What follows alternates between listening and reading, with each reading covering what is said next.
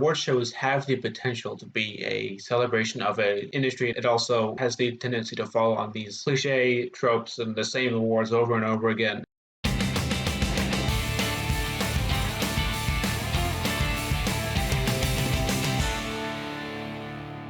Ahoy there!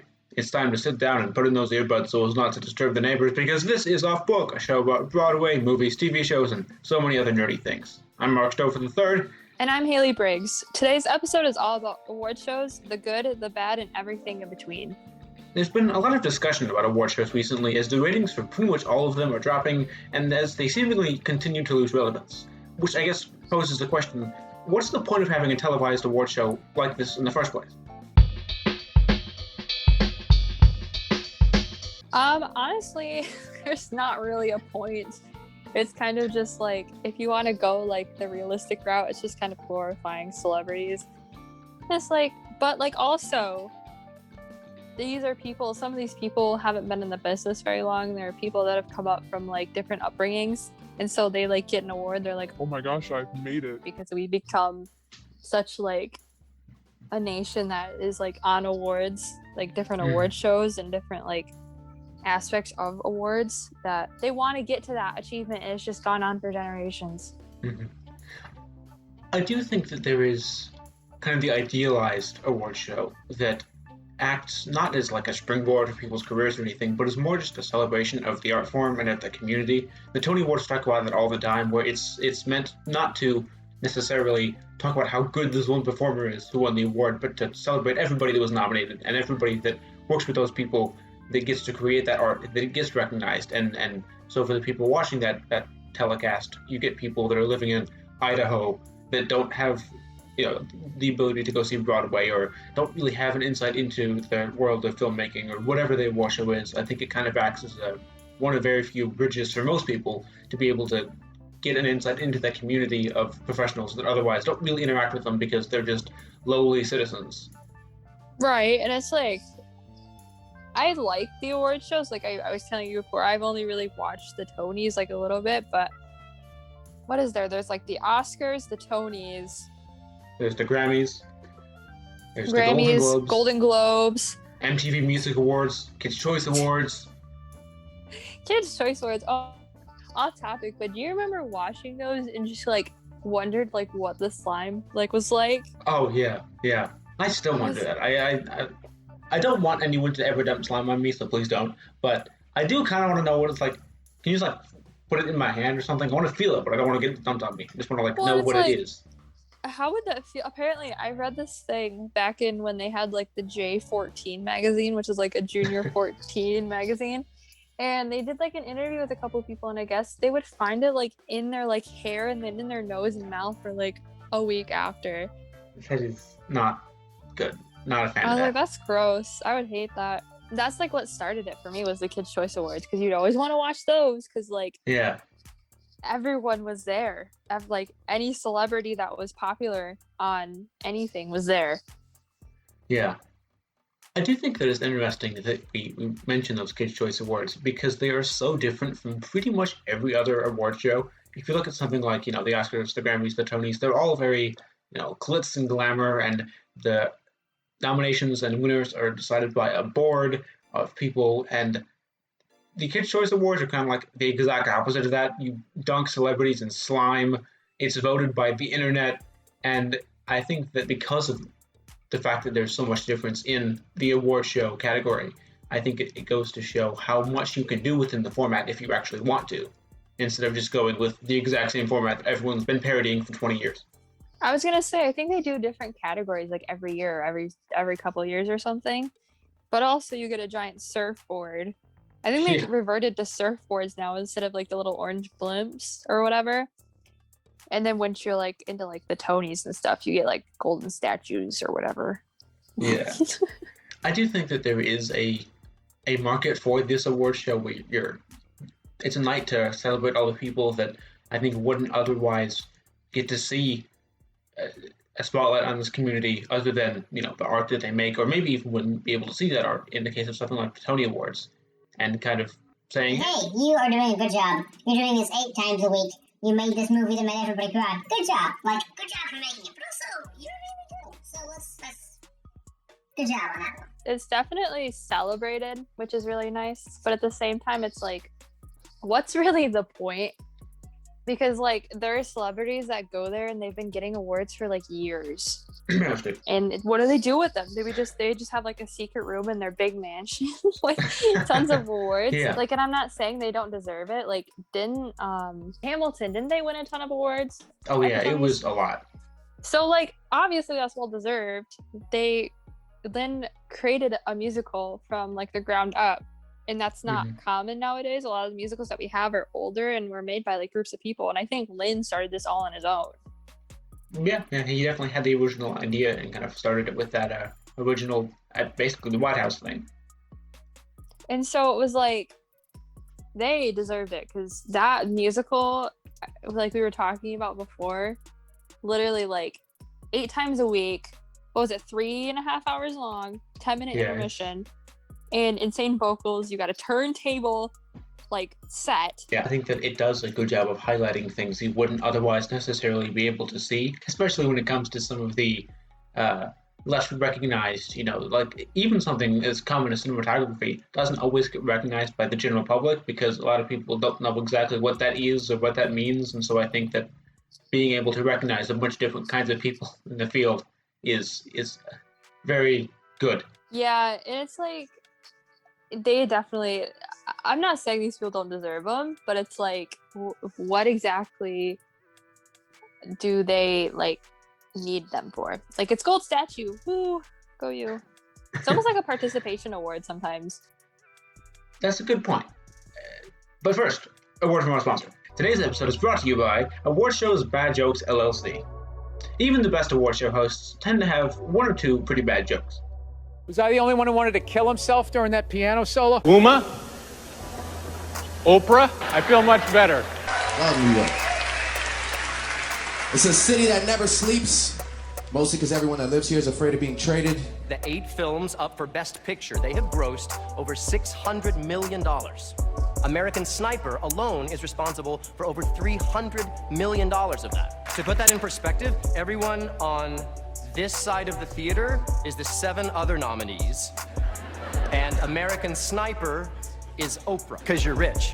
If you wonder where those jokes come from, it's actually a different group than the people that write the rest of the night's jokes. With over 200 credits to their name, Award Show Bad Jokes LLC is absolutely amazing at completely disrupting the momentum of a monologue with a terrible pun. And if you use our code OFFBOOK at checkout, you get your first 2 bad jokes for free. Why would you want to use that? Hadn't thought about that. That's a good point, actually. For every good thing that award shows have accomplished, it seems to consistently miss some other things too, which I think is what you were touching on, that it seems to kind of fall into this participation award type program where you kind of can predict who's going to get what, and I think part of that is based on merit, and part of that is based on, Meryl Streep's going to win an Oscar because of course she is. Well, and so it's like, there's also major upsets in a bad way too. Like, it's not like, oh, this shouldn't be happening. So, for example, Avenue Q in 2004 beat Wicked for Best Musical, and people were mad, apparently. Yeah. It's like one of the biggest Tony upsets ever. Mm-hmm. And, like, both musicals are amazing, but, like, Wicked was definitely all of a sudden out there. Yeah. And it was like, wow. And I do think it's interesting because I think, at least in terms of mainstream popularity, Wicked seems to have stood the test of time better than Avenue Q. I think that the theater kids, and the theater people, not just kids, I suppose, all know Avenue Q, but I think in terms of stuff that's crossed into the mainstream, Wicked is just hugely popular, even outside of the theater community. And I think it's telling that the best musical was up against another musical that did better in terms of popularity than the one that won the award. It's because everyone knows what Wicked is, and Avenue Q isn't as popular, and it was like, how did this even win? And another point is actually more recently, I don't know if you remember this, but last year, obviously because of COVID, the Tonys were canceled. Mm-hmm. And so instead, the wonderful program CBS opted to do a Grease sing-along. See, you do remember. Jeremy Jordan is very upset. Well, so what they did, for people that don't know, is they literally just showed the original movie Grease with the lyrics on the bottom. Not the Broadway musical, the movie. The movie, which I do like the movie, but like And I understand wanting to keep people safe, but they couldn't have come up with something better because Broadway had been shut down for months by that time. I mean, Disney's been doing their family sing-alongs over the pandemic, and Broadway has done similar things. CBS couldn't have organized one of those. You have all the contacts in the entire industry. Come on. I was gonna say they couldn't organize something for like people who were out of work because Broadway was shut down, or like they couldn't have done like a what is it called? A telethon, right? Where they like raise money. I don't know if I guess it would be a streaming a thon or something, but yeah, I'm not sure. But I mean, it's not like you're having to pay more money. You pay a bunch of money for the Tony Awards every year, and this is going to be less no matter how you do it. So you could have did it over Zoom. Yeah, I mean, that's what most people are doing. I was gonna say, like, I know they're happening this year, but last year, like, the Dear Evan Hansen cast did like a whole music like video thing, and they all did it over Zoom. Yeah. So it's like you can't just like have a host. I don't know who's supposed to host. I don't even know if they had it announced, but I don't think they announced it yet. No. But so it was like, yeah. But speaking of hosts, who has been your favorite host of the Tonys so far that you've seen? That's a good question. I think I've always liked Neil Patrick Harris, and I think his 2013 Tony Awards opening. I'm pretty sure was so good. I regularly go watch that when I'm bored, and that single-handedly inspires me to go write a book musical, even though I will never ever write a book musical. I was gonna say I actually like pulled that up a couple days ago because I knew we were gonna talk about this, and so I rewatched it and I was like, dang, it's so good. He's so good. Neil Patrick Harris is such a good like actor and performer. So I actually like didn't really know about him, and I watched Glee, which if you haven't watched Glee, it's definitely pretty interesting. Yeah. But he guest stars on like a few episodes, I think like half a season or something. And just like they sang an Aerosmith song at some point, I think, and he just like blew me away, and I was like, wow. And then I saw the Tonys and I was like, wow. Yeah. He's really good. And I do think it's interesting that it's not to say that no hosts are good because it's not Neil Patrick Harris, but I do think that they found a good one. Yeah, they found a good one, and most of the hosts and opening numbers aren't as good as that one. And I mean, to be fair, the 2013 Tony Award opening is not a sufficient bar to set, because can you imagine topping that? I don't think that's possible. But you look at something like James Corden's opening, which wasn't bad. It was a pretty good number, but it definitely seemed a little bit more phoned in. I like James Corden. A lot of people are like, oh my gosh, I wish James Corden wasn't in all this stuff. And I'm just like, yeah, I don't mind it. I don't mind it. I mean, he's a good actor. He's really funny. And he won a Tony, so I was going to say, he hosted 2019 and 2018, right? I think so, yeah. I was going to say, I know he hosted twice. Yeah, and corporate synergy works because he also hosts the Late Late Show. And so, yeah, and he has his late night. I haven't actually watched it, but I've watched his on his YouTube. He has car karaoke and the sidewalk performance thing where they do Broadway songs. Crosswalk the musical. The premise is he's with a celebrity and they like put together on like a musical or like a certain songs from musical.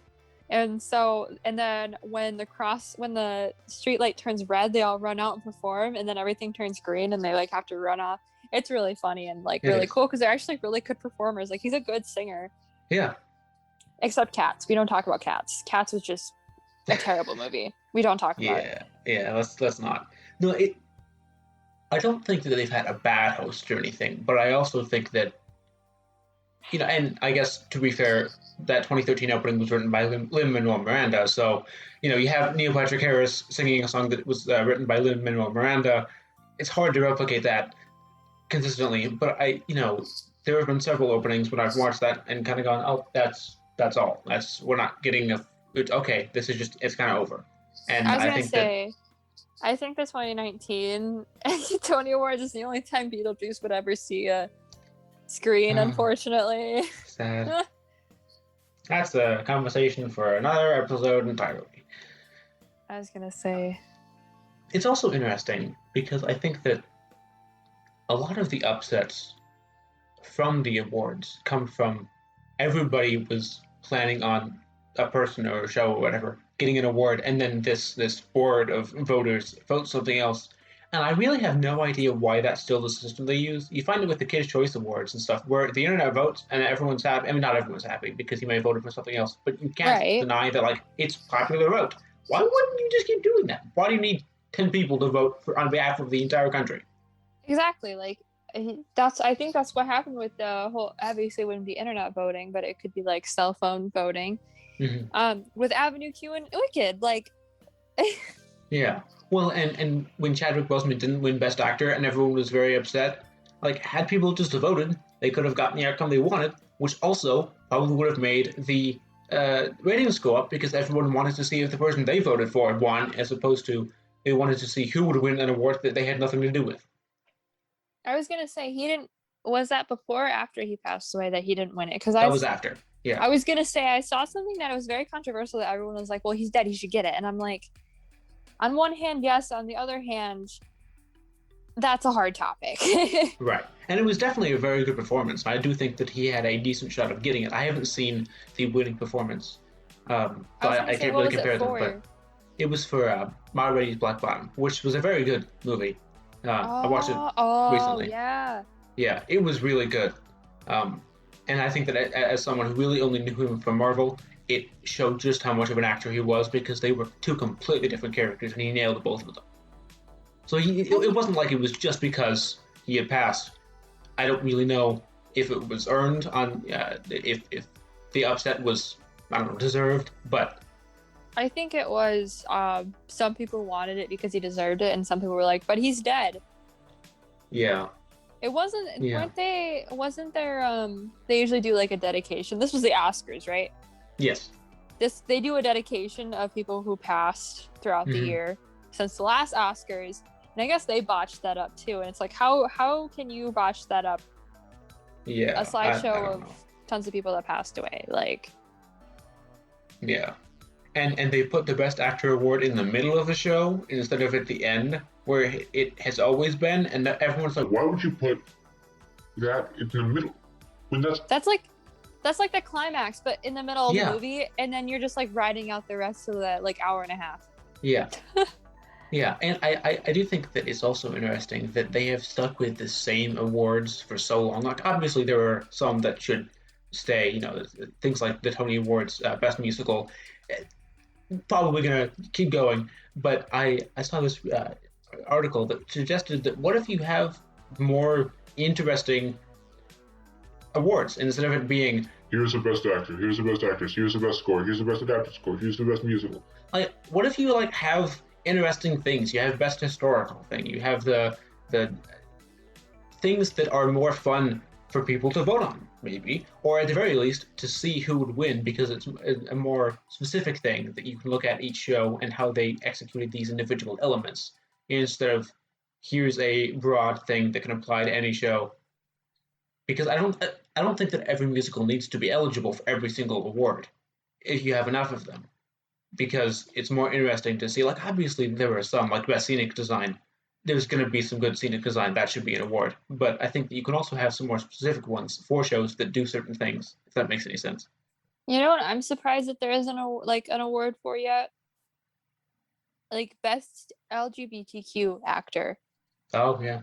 Because of all the representation that's been happening, like in the past couple of years in Hollywood and non-binary people, and I'm just surprised it hasn't become a category yet, and I wonder if that's going to be something that people are going to be like, come on.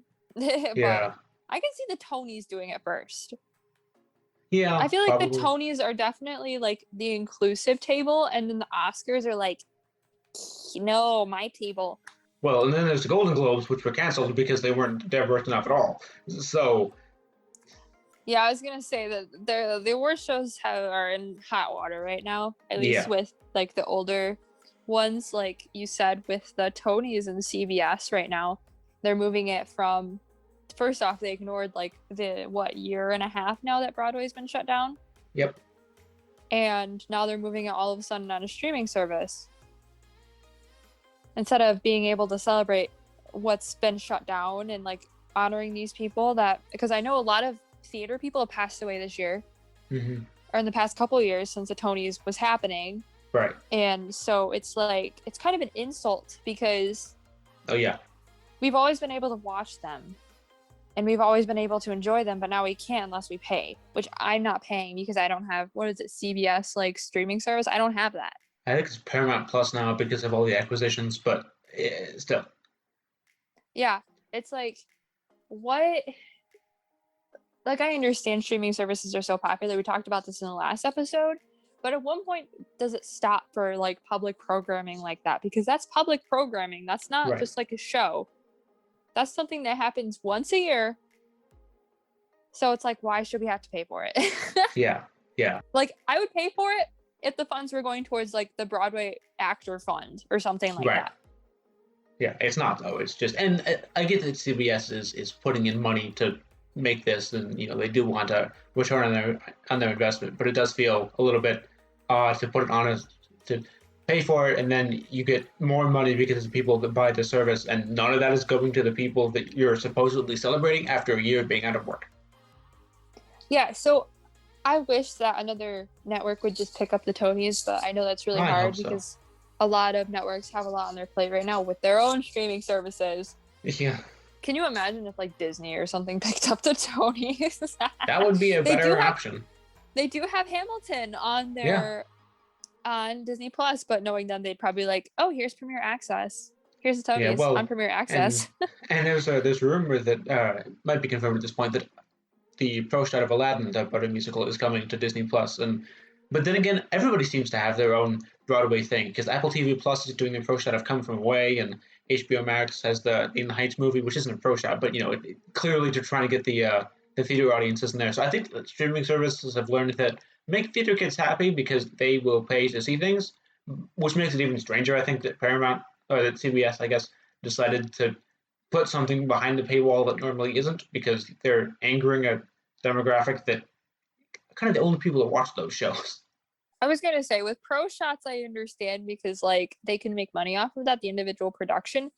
But the Right. Tonys, also I didn't even know that those Pro Shots were coming out. I'm still like holding on to like the tiny thread of hope that maybe Beetlejuice will get their Pro Shot like they were supposed to.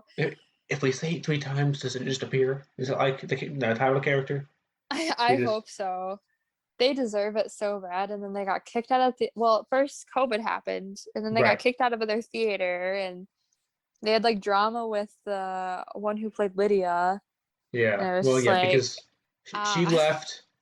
She left, and then they were told that they had to get make enough money before a certain date. But then COVID happens, which pulled back their date, and then the shutdown got extended, which means they would never actually get to play a closing night like they were supposed to. And apparently, they're still looking for a theater, but Music Man tickets actually just started selling about like a week or two ago. I They're saw it, so and I was expensive. like, anyways, that's off topic. Speaking of Music Man, Hugh Jackman has hosted the Tonys. I actually haven't seen him host, but apparently it's pretty good. I saw him a couple years ago. He's pretty good. I don't think he's as good as Neil Patrick Harris, but he clearly knows what he's doing. Is a veteran of the stage, and kind of mad at him for the whole Music Man situation. But You know who I hope, because they haven't announced the 2021 host yet, have they? no, I have a prediction. all right. I think it might be Lynn, I hope so. I think I that he think would it do a will really great be. job.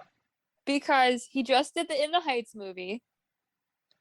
Hamilton is still a smashing success, even Yeah. after 4 or 5 years of it being out, right? 'Cause it came out in 2016.